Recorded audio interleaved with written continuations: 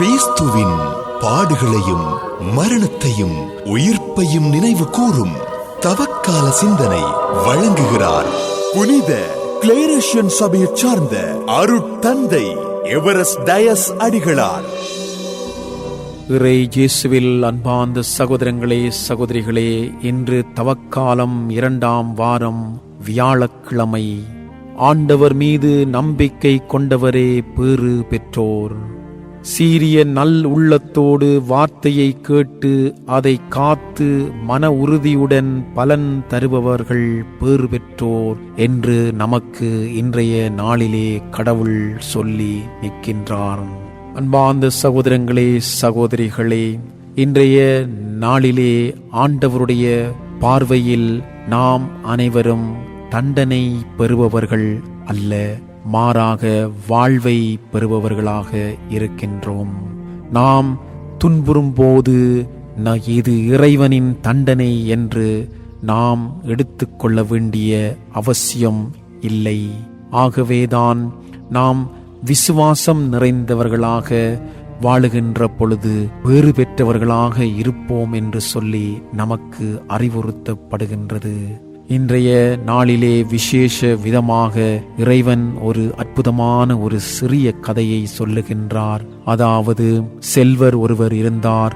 அவர் விலை உயர்ந்த மெல்லிய செந்நிற ஆடைகளை அணிந்திருந்தார். நாள்தோறும் விருந்துண்டு இன்புற்றிருந்தார். லாசர் என்னும் பெயர் கொண்ட ஒரு ஏழையும் இருந்தார். அவர் நாள்தோறும் அவருடைய வாசலிலே விழுந்து கிடக்கின்றார். அந்த வேளையிலே இந்த செல்வருடைய பார்வை ஒருபோதும் அவரிடம் விழுந்தது இல்லை. இந்த செல்வர் அவளியே போகின்ற போது அவரை பற்றி அவர் கவனம் செலுத்தாமல் அவருடைய வாழ்வு, அவருடைய செயல் உண்டு என்று அவர் இருந்து விட்டார். இந்த ஏழை லாசர் துன்புற்று அவர் இறந்தும் போகின்றார். இறுதியிலே இந்த 2 பேரிலே லாசர் என்ற ஏழைதான் விண்ணகத்திற்கு செல்லுகின்றார். விண்ணகத்திலே ஆபிரகாமினுடைய மடியிலே அவர் வளர்த்தப்படுகின்றார். ஆனால் இந்த செல்வரோ நரகத்திற்கு சொல்லப்படுவதாகவும் எங்களுக்கு அறிவுறுத்தப்படுகின்றது. ஆனால் இந்த செல்வர் எந்த விதமான தவறும் செய்யவில்லை. அப்படி இருக்க ஏன் அவர் நரகத்திற்குள் தள்ளப்படுகின்றார் என்ற கேள்வி நமக்கு எழுகின்றது. ஆகவே நாம் என்ன நிலையில் இருந்தாலும், நாம் பணக்காரர்களாக இருந்தாலும், ஏழைகளாக இருந்தாலும், உயர்வு வர்க்கத்தினராக இருந்தாலும், தாழ்ந்த வர்க்கத்தினராக இருந்தாலும், நாம் அனைவரும் மனிதர்கள், மனித மாண்பு நிறைந்தவர்கள். இதை நாம் ஒருபோதும் மறந்துவிடக்கூடாது.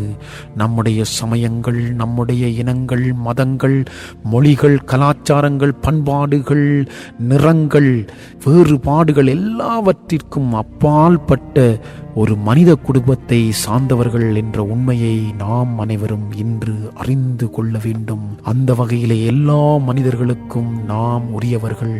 எல்லோரையும் அன்பு செய்து அரவணைத்து வாழ வேண்டும். இதுதான் உண்மையான விசுவாசமாக இருக்கிறது. இந்த விசுவாசத்திற்கு இறைவன் நமக்கு பலன் கொடுப்பார். ஆகவே தேர்ந்து தெளிவோம். ஆக்கப்பூர்வமான தீர்மானத்தை இன்று எடுப்போம். உறுதியான செயலை செய்வோம். நம்மை நிச்சயம் இது வாழ வைக்கும். இன்றைய நாள் உங்கள் அனைவருக்கும் இறைவனின் ஆசீர்வாதங்களை அள்ளித் தருகின்ற நாளாக அமைந்திட வாழ்த்தி பிரார்த்திக்கின்றேன். ஆமேன். தவக்கால சிந்தனை கேட்டீர்கள்.